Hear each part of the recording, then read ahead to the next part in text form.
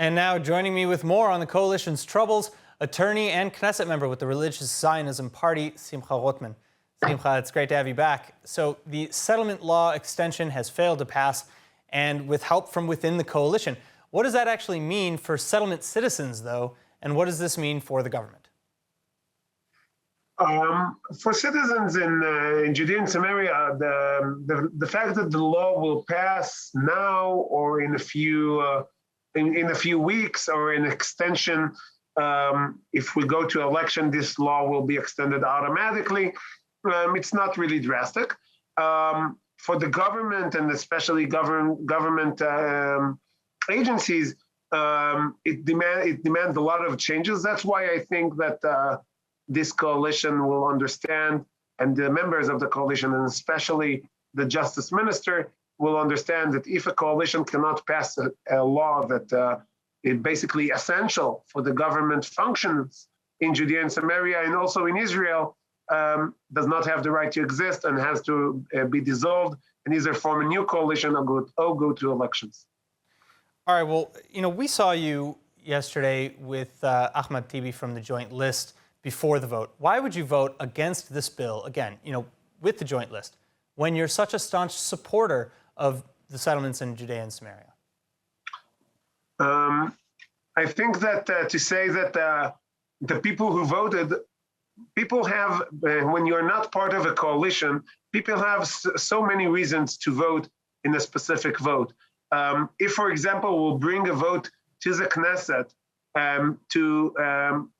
that the government will want to apply sovereignty only on the small parts of the settlement, I will object to it because I will say there is no reason to differentiate between two nearing settlements. But that's not the case.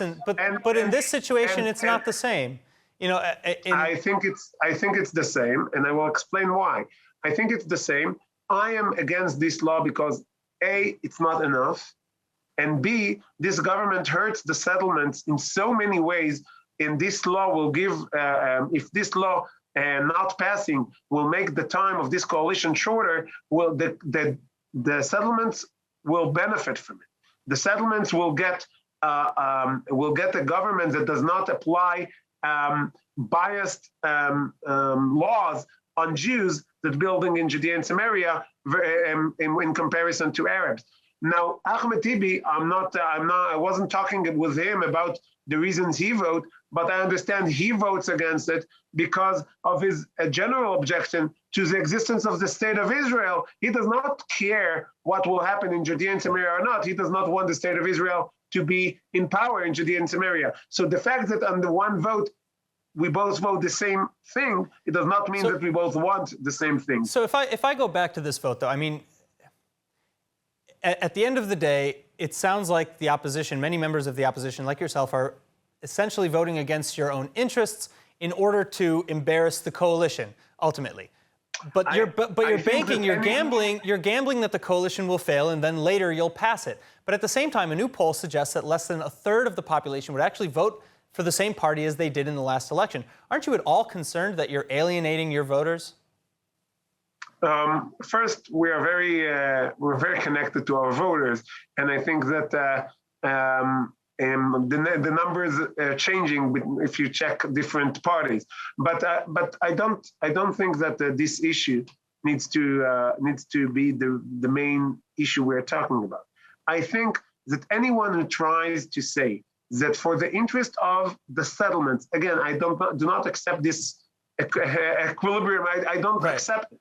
But if people say that it is what's good for the settlements is bad for the state of Israel, a government that has the support terror supporters, give its mouth-to-mouth daily air supply, and the fact that this government again hurts the settlers, that the members of the coalition, one member of the coalition called them undermensch with the Hebrew term.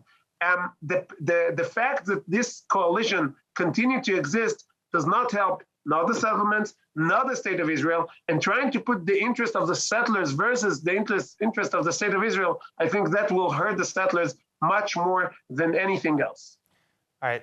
Again, the opposition says that, as you stated earlier, that the coalition will crumble, the opposition will gain power, and then you'll pass such laws in your own time. I will. If I will have 61 votes in the Knesset, I will not pass this law. I will pass a different law. Okay. I will apply sovereignty on Judea and Samaria, and then definitely on the settlements in Judea and Samaria. So but in any case, in the interim, this law is a band-aid. This law is a band-aid covering the. Sorry. Knesset member Rothman, I mean, in any case, I'm sorry for interrupting, but in any case, you're still leaving upwards of 500,000 Israeli citizens without the rule of law and order.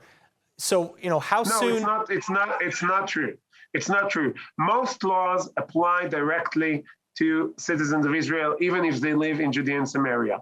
Even the criminal law apply directly on Israelis, and definitely except misdemeanors. So it will not create a chaos for the settlers. It will create a chaos for the government. And that's why the government's interest is to prevent it. I understand that. And I think it's a good idea to have a band-aid covering the fact that Israel did not decide if Israel wants to apply sovereignty or to get out of Judea and Samaria. So there is a good reason to put a band-aid on something that you want to deal with later. But this government does not want to deal with it later. So I have no reason to give it the band-aid it needs to hurt the settlers and the citizens of Israel. All right. Knesset member Simcha Rothman, thank you so much again for joining us. Thank you. Hi everyone, it's Emmanuel Kadosh. I wanted to invite you all to subscribe to ILTV+, where you can find our daily news and updates about Israel.